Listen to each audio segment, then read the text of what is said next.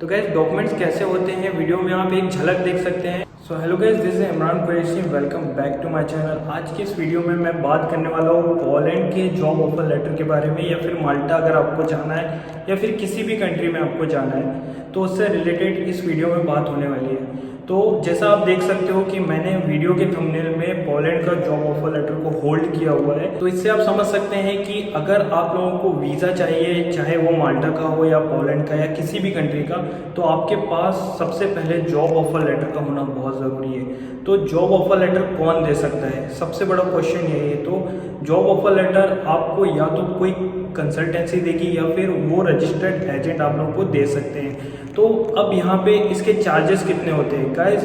इसके चार्जेस तो बहुत ही कम होते हैं, वैसे भी 300 यूरो या 350 यूरो या 400 यूरो में जॉब ऑफर लेटर निकल जाता है। ये कंट्री टू कंट्री डिसाइड होता है कि कैसी कंट्री है और उसका जॉब ऑफर लेटर के क्या चार्जेस हैं।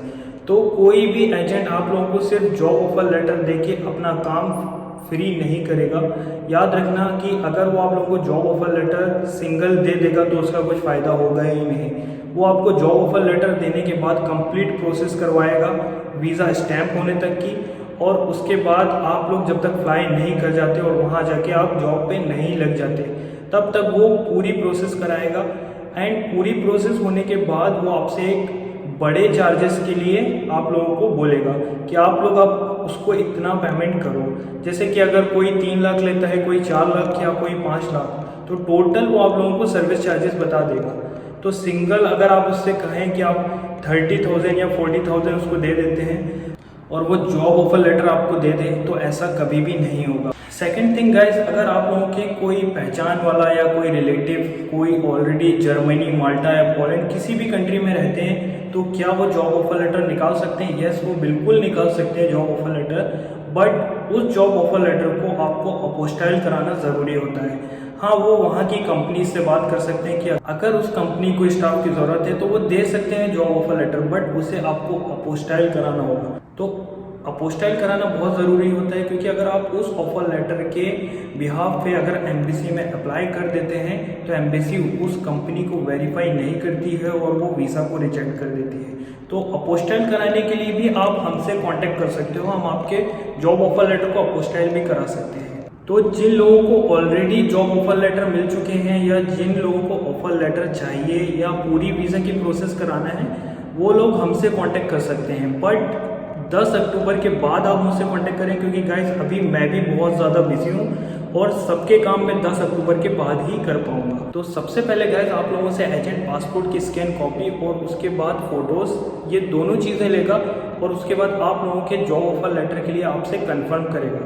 अगर आप लोग कंफर्म हो तो वो आपसे कुछ एडवांस पैसे लेगा, क्योंकि इसमें 350 यूरो से लेकर 400 यूरो तक एजेंट के पैसे खर्च हो जाते हैं जॉब ऑफर लेटर निकलवाने के लिए। अब कुछ लोग कहेंगे कि एडवांस क्यों लिया जाता है, क्योंकि अगर वो आपसे एडवांस नहीं लेगा और उसने आपका जॉब ऑफर लेटर अगर निकाल दिया है और उसके बाद अगर आपने जाने से रिफ्यूज़ कर दिए, जाने से मना कर दिए, तो उसके पैसे का लॉस हो जाता है गाइस। इसीलिए वो हमेशा कैंडिडेट के पैसों का यूज़ करता है जॉब ऑफर लेटर निकलवाने के लिए। गाइस जॉब ऑफर लेटर, उसके साथ साथ वहाँ का रेसिडेंट परमिट, वहाँ की जो गारंटी लेटर है, ये सारे ओरिजिनल पेपर आप तक आएंगे।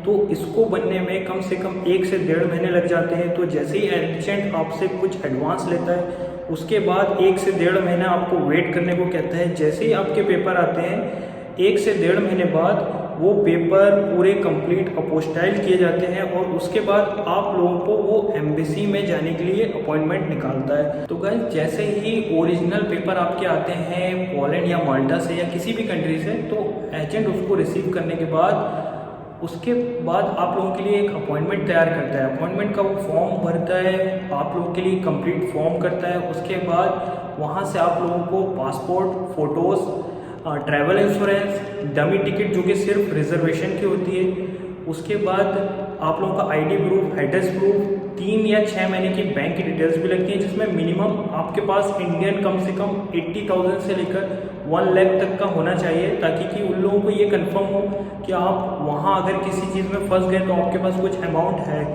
क्योंकि ये वर्क वीज़ा के लिए अप्लाई कर रहे हैं, तो आपको इसमें 4-5 लाख या फिर 6-7 लाख रुपए शो करने की ज़रूरत नहीं है। अगर आप किसी और कंट्री में हैं, जैसे कि आपको पता है कि दिल्ली या फिर इंडिया में बहुत सारी सिटीज़ से जो है ज़्यादातर फाइल रिजेक्ट की जा रही हैं, ज़्यादातर वीज़ा रिफ्यूज़ हो रहे हैं। तो अगर आप किसी और कंट्री में हैं, जैसे सपोज डेट आप दुबई में हैं या फिर आप सऊदी अरब या फिर कतर किसी भी कंट्री में हैं, तो वहाँ से वीज़ा मिलने के चांसेस 99.9% बढ़ जाते हैं। तो अगर आप किसी और कंट्री में हैं तब भी आपको टेंशन लेने की ज़रूरत नहीं। वहाँ पे एजेंट आप लोगों को सारे डॉक्यूमेंट्स रेडी करवा देगा। वहाँ पर आप लोगों को ऑफर लेटर और सारे डॉक्यूमेंट जो भी ओरिजिनल कोरियर्स के थ्रू आते हैं वो वहीं पे आपको सेंड कर देगा। देखिए गाइस, जिस भी कंट्री में आप हैं और वहाँ से आप अप्लाई कर रहे हैं तो वहाँ के अलग अलग रूल्स होते हैं। सपोज दैट अगर आप दुबई में हैं तो आप मान लीजिए कि पोलैंड जा रहे हैं, तो वहाँ से आपको गूगल में सर्च करना होगा कि पोलैंड एम्बेसी इन दुबई, और उसकी चेकलिस्ट में देखना होगा कि वहाँ से कौन कौन से डॉक्यूमेंट्स लगते हैं। अगर आप सपोज दैट कि इंडिया में है तो आपको ये देखना होगा कि पोलैंड एम्बेसी इन दिल्ली, या फिर वहाँ से कौन कौन से डॉक्यूमेंट्स की लिस्ट आपको शो हो रही है, वो सब आपको कंप्लीट करना होगा। तो गाइस, जैसे ही आप अपने डॉक्यूमेंट्स वगैरह लेके अपॉइंटमेंट लेने के बाद, आप सारे डॉक्यूमेंट्स कंप्लीट करने के बाद आप एम्बेसी में जाते हैं, या तो आप उसको वीएफएस के थ्रू लगाते हैं या फिर आप डायरेक्ट एम्बेसी में जाते हैं, तो रिजल्ट आने में 15 डेज लग जाते हैं। रिजल्ट आने के बाद आप लोगों को पता चलता है आपका वीज़ा स्टैम्प हुआ है या नहीं हुआ है।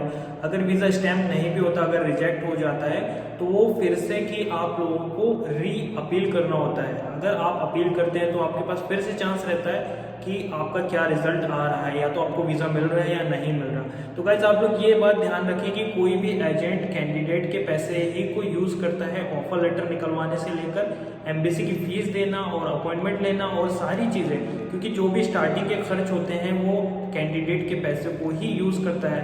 क्योंकि सपोज डेट अगर आपका वीज़ा रिजेक्ट हो गया या आपने मना कर दिए जाने से या कोई भी प्रॉब्लम आती है, तो उसमें जो एजेंट या कंसल्टेंसी है उसका कोई भी नुकसान नहीं होता, कोई भी लॉस नहीं होता है। वो जो भी होता है कैंडिडेट का खुद का अपना लॉस होता है, क्योंकि एक लॉटरी की तरह होता है गाइस, कि आपको लगा के देखना होता है कि आपको अगर मिल गया तो ठीक, और अगर नहीं मिला तो भी ठीक। तो गाइस, डॉक्यूमेंट्स कैसे होते हैं वीडियो में आप एक झलक देख सकते हैं। चैनल को सब्सक्राइब करें, वो रेड बटन दबाकर, और वीडियो को लाइक जरूर करना। अगर कोई प्रॉब्लम आती है कमेंट जरूर करना, और जिन लोगों को कॉन्टेक्ट करना है, जिन लोगों को ऑफर लेटर चाहिए और जिन लोगों को वीज़ा चाहिए, वो मुझसे कांटेक्ट कर सकते हैं। माल्टा या पोलैंड के लिए या फिर अलग अलग शेंगेन कंट्रीज़ के लिए, तो वो मुझसे कांटेक्ट कर सकते हैं। बट मुझे 10 नवंबर के बाद आप कांटेक्ट करें। सो ज़्यादा से ज़्यादा चैनल को सब्सक्राइब करें और वीडियो को लाइक करें, और गाइस यहाँ पे कमेंट कर दें। तो मिलते हैं नेक्स्ट वीडियो में, तब तक के लिए बाय बाय।